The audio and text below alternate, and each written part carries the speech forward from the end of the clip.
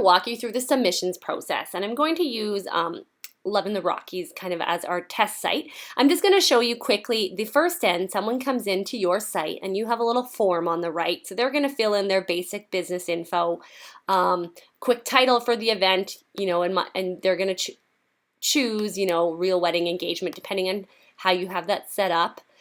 They can fill in a couple basic details, but down the road it's going to ask for all of the details. And the reason we do this is this way it's pretty quick for them to fill it out.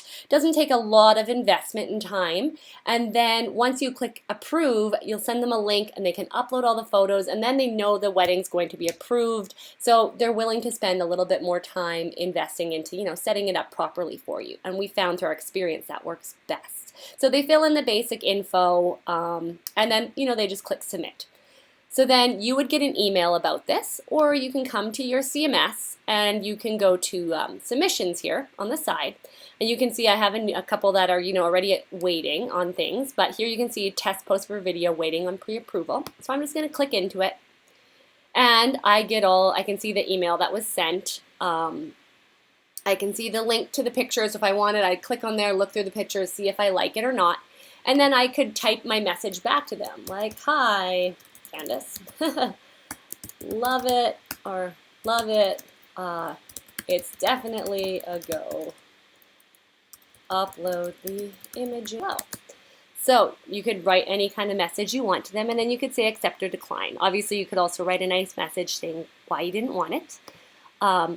Now I'm going to show you, if you get to this point, you're going to go save, it's going to give you an error message. There's one little step you need to do, and that is you need to set up the person who submitted this as a contributor. So you're going to come to the side here, and the reason you're doing this is they're going to get a link, and the link takes them directly into the CMS where they can upload the photos right into your system, and they add all the sources and everything right into your system, so you don't have to do any work after. It's already in there. Everything is tagged, everything is there for you, and you just have to click a button. But in order to do so, we are trying to make it as seamless as we can for them, so they don't have to create a username and password and all that stuff. So you're quickly going to set them up so they have access through a single click, and they don't have to do all that kind of thing. So that's what you're doing here. You're setting them up to have access into the system to upload their photos properly.